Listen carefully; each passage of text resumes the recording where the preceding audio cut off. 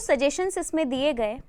Suggestions क्या थे, जैसे कॉन्स्टिट्यूशनल वैल्यूज़, बच्चों को पता होना चाहिए अपना संविधान के बारे में, उनको कॉन्स्टिट्यूशन के बारे में पता होना चाहिए भाई। तो कॉन्स्टिट्यूशनल वैल्यूज़ के बारे में बच्चों को पता होना चाहिए, है ना। धीरे धीरे उनके राइट्स क्या हैं, उन्हें किस चीज़ के लिए फ्रीडम है, नहीं है, ठीक है। एजुकेशन फील्ड में ये चीज़ बहुत ज़रूरी है, बच्चों को सिखाना चाहिए, उन्हें पता होने चाहिए, उनको वैल्यूज़ पता होनी चाहिए।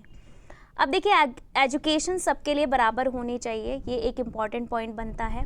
सभी बच्चों के लिए एजुकेशन भी इक्वल होनी चाहिए, बराबर शिक्षा सभी के लिए होनी चाहिए।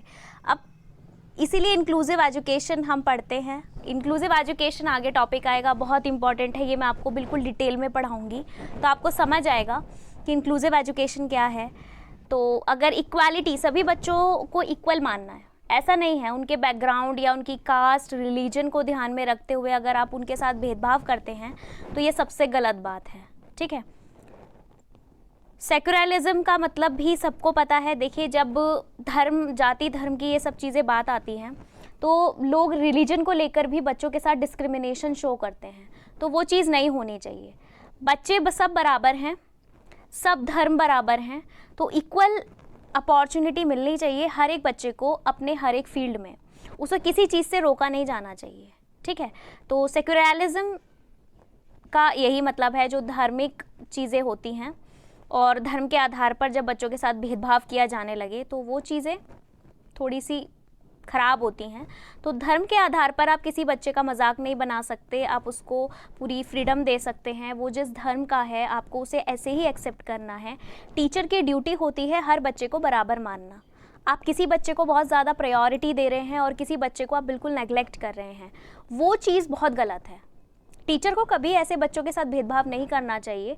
किसी बच्चे को आप बहुत ज़्यादा चढ़ा दे रहे हैं, मतलब चढ़ा दिया आपने उसको, बिल्कुल चढ़ा देना इन द सेंस कि आप उसको बहुत ज़्यादा मान रहे हैं, आप उसकी बहुत ज़्यादा तारीफ़ कर रहे हैं हर बात में कि देखो इसके जैसा बनो, तो बच्चों में हीन भावना पैदा होती है। आपको किसी को कंपैरिजन नहीं करना है।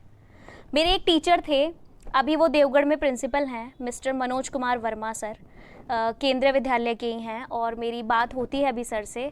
तो लेकिन वो टीचर ऐसे हैं कि उनके लिए हर एक बच्चा बराबर था। मैंने कभी उनके अंदर ये नहीं देखा कि एक बच्चे को बहुत चढ़ा दिया और एक बच्चे को बिल्कुल डाउन कर दिया। मेरा मैथ्स स्टार्टिंग से ही बहुत अच्छा रहा है and maths is my favourite subject. Sir मतलब अगर 100 क्वेश्चन एक दिन में वो मुझे कराते थे, मैं लेके आती थी असाइनमेंट सर से, और मैंने कहा सर मुझे और क्वेश्चंस दीजिए। तो कभी उन्होंने ये नहीं दिखाया कि ये बहुत अच्छी है पढ़ाई में तो इसको बहुत ज़्यादा बढ़ावा दो, ये इसको मैथ्स बहुत पसंद है तो बहुत बढ़ावा दो। उनके लिए हर एक बच्चा बराबर था, चाहे वो 0 लेवल पर है चाहे वो ऊपर वाले लेवल पर है, ठीक है। तो उन्होंने कभी ऐसे बच्चों के साथ ये नहीं किया, मतलब भेदभाव नहीं किया। तो मैंने उनसे एक चीज़ सीखी है कि टीचर बनना है तो उनके जैसा बनना है, कि किसी बच्चे के साथ कभी कोई भेदभाव ही नहीं करना। सब बच्चे बराबर हैं, सब बच्चे बराबर ढंग से उनको पढ़ाओ।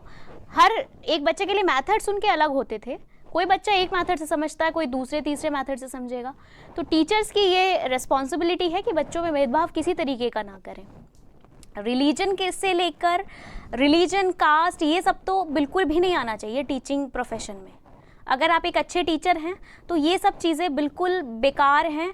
आपको बच्चा वो, मतलब हर बच्चे को इक्वल अपॉर्चुनिटी मिले, हर बच्चे को इक्वल एजुकेशन मिले, हर बच्चा अपने आप को स्पेशल फील करे। तो ऐसा आपको माहौल बना के रखना है क्लास में।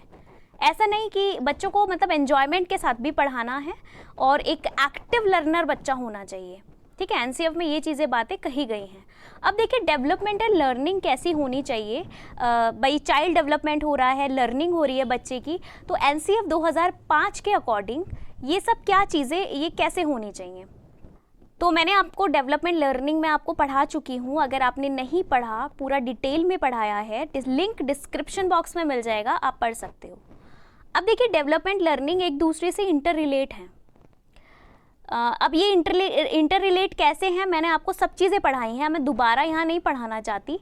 आपने अगर नहीं देखी तो वीडियो देख लेना, सब कुछ अच्छे से क्लियर समझ में आएगा। देखिए सबसे पहले एनसीएफ क्या कहता है, ये कहता है बच्चे के हॉलिस्टिक डेवलपमेंट के बारे में, यानी सर्वांगीण विकास के बारे में। यहाँ मैंने एक पॉइंट लिखा है हॉलिस्टिक डेवलपमेंट। अब हॉलिस्टिक डेवलपमेंट का मतलब क्या है, देखिए बच्चे का सर्वांगीण विकास। अब बच्चे का सर्वांगीण विकास कैसे हो सकता है?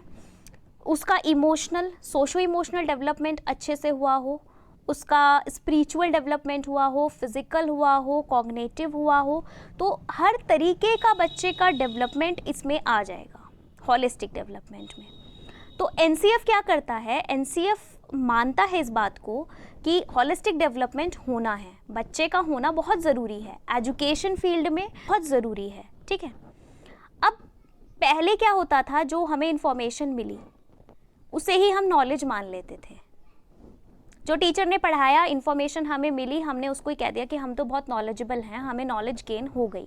लेकिन वो नॉलेज नहीं है, वो सिर्फ एक फैक्ट आपने जान लिया, आपने कोई चीज़ कहीं से सुन ली, उसको अंदर इंटरनलाइज कर लिया, और फिर क्या हुआ कि वो उसमें आपको कोई डिफरेंस नहीं दिखता। लेकिन अब ऐसा नहीं है। एनसीएफ कहता है कि इंफॉर्मेशन एंड नॉलेज दोनों अलग अलग चीज़ें हैं। नॉलेज वो है जो आप करके सीखते हो, जो आप हैंड्स ऑन एक्टिविटीज़ करते हो और आप अपने खुद से लर्न करते हो, चीज़ें सीखते हो, वो होती है नॉलेज। और इन्फॉर्मेशन जो आपको किसी ने बता दिया कि अच्छा, और आपने मान लिया कि हाँ ऐसा होता है, उसमें आपकी कोई अपनी थिंकिंग इन्वॉल्व नहीं है, वो होती है इन्फॉर्मेशन। ठीक है, तो ये दोनों में बिगेस्ट एक डिफरेंस है। अब देखिए, कंस्ट्रक्टिविज्म यानी बच्चे करके सीखते हैं, बच्चे कुछ क्रिएट करते हैं, तो वो सारी चीज़ें कंस्ट्रक्टिविज्म में आती हैं। कंस्ट्रक्टिविज्म के बारे में भी मैंने आपको बहुत कुछ बताया हुआ है प्रीवियस वीडियोस में, सब कुछ है। जिसने ना देखी हो प्लीज़ वो वीडियोस पहले देखें फिर यहाँ आए। ठीक है, अब देखिए एक्टिव लर्नर क्या है। एक्टिव लर्नर क्या है कि वो पैसिव नहीं है क्लास में, वो एक्टिव है। यानी कि केवल टीचर ने पढ़ा दिया, आपने उसको सुन लिया और आप सुन के उसको लिख लिया, लिखने के बाद आप उसको रट के और आपने एग्ज़ाम दे दिया, ये होता है पैसिव लर्नर। ठीक है, एक्टिव लर्नर क्या होता है? जब टीचर कुछ पढ़ा रहा है तो उस पर क्रॉस क्वेश्चनिंग आपको करनी है, आप अपने व्यूज़ उस टॉपिक से रिलेटेड टीचर को बता सकते हैं। आपको उस फील्ड में नॉलेज है तो उसके बारे में अपने व्यूज़ रखो। एक्टिव रहना क्लास में ये होता है कि बच्चा क्वेश्चन कर रहा है, टीचर उसका जवाब दे रहा है, फिर दूसरा बच्चा क्वेश्चन कर रहा है, टीचर उसका जवाब दे रहा है। बच्चे अपने भी तरीके बता रहे हैं। जैसे कोई मैथ्स का क्वेश्चन टीचर ने एक तरीके से करा दिया, दो तरीके से करा दिया, बच्चा कहता है सर मैं एक मेथड और जानता हूँ, क्या मैं इस मेथड से इस क्वेश्चन को कर सकता हूँ?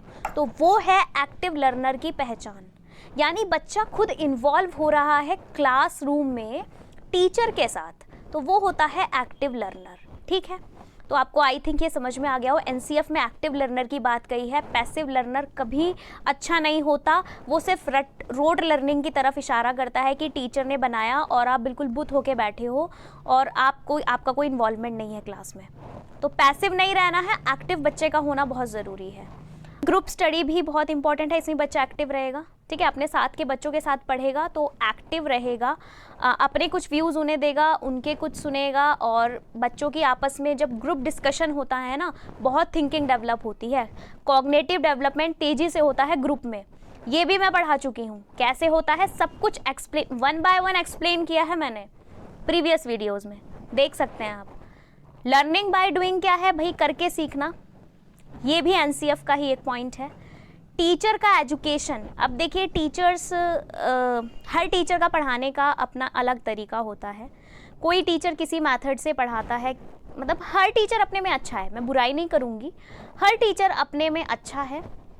लेकिन कुछ टीचर्स ऐसे होते हैं जो सिर्फ रट के पढ़ाते हैं, उन्होंने रट ली चीज़ें और वहाँ जाके सीधा बुकिश लैंग्वेज में वो वहाँ पेश कर देते हैं। और लेकिन एक टीचर ऐसा है जो बहुत नॉलेजेबल है, जिसकी एजुकेशन बहुत अच्छी है, जिसने बहुत अच्छी ट्रेनिंग ली है, वो पूरा वेल ट्रेंड है, और जब जाके वो बच्चों को पढ़ा के आता है ना, पढ़ाने जाता है, तो उसका इम्पैक्ट अलग ही पड़ता है। बच्चा वही इंटरेस्ट लेगा जहाँ टीचर अच्छे से अच्छा होगा, अच्छे से अच्छा पढ़ाएगा। ठीक है, तो मैंने जब बीएड की थी तो मैंने बहुत सारे लेसन प्लान बनाए, मैंने माइक्रो टीचिंग सीखी, मैंने हर चीज़ सीखा, मतलब अपनी बीएड के दौरान मैंने बहुत कुछ सीखा। अब जब मुझे कहीं पढ़ाने का मौका मिलता है बोर्ड पे या कहीं भी जैसे भी, तो मैं कभी रट के नहीं जाती, लेकिन हाँ मेरी प्लानिंग ज़रूर होती है कि मुझे क्लास में क्या पढ़ाना है। मैं यहाँ भी अगर आपको पढ़ा रही हूँ तो मैं पूरा प्री प्लान करके आती हूँ कि मुझे क्या क्या पॉइंट्स पढ़ाने हैं, क्या क्या चीज़ें मुझे एक्सप्लेन करनी है। तो मैं पहले पूरी एक PDF बनाती हूँ, उसमें पॉइंट्स नोट करती हूँ, उसके बाद आपको एक्सप्लेन करती हूँ, कहीं कोई पॉइंट ना रह जाए। अगर मैं ऐसे ही बिना प्री प्लान के मैं पढ़ा दूँ, मैं कोई प्लानिंग ना करूँ आपको पढ़ाने की, तो मैं यहाँ कुछ भी नहीं पढ़ा पाऊँगी। ठीक है, कुछ का कुछ पढ़ा के मैं निकल लूँगी, तो वो टीचिंग नहीं होती। टीचिंग होती है कि आप एकदम प्रोफेशनली पढ़ाओ। तो मैं टीचिंग बैकग्राउंड से हूँ, तो ये सारी चीज़ें शायद मुझे मतलब थोड़ा सा लगती हैं कि प्लानिंग ज़रूरी है। My father is also mathematics lecturer, so मैंने बहुत कुछ उनसे ही सीखा है कि टीचर ऐसे ही नहीं क्लास में चले जाओ, अपना पूरा प्री प्लान करके जाओ। पूरी प्लानिंग होनी चाहिए कि किस क्लास में कल तुम्हें क्या पढ़ाना है।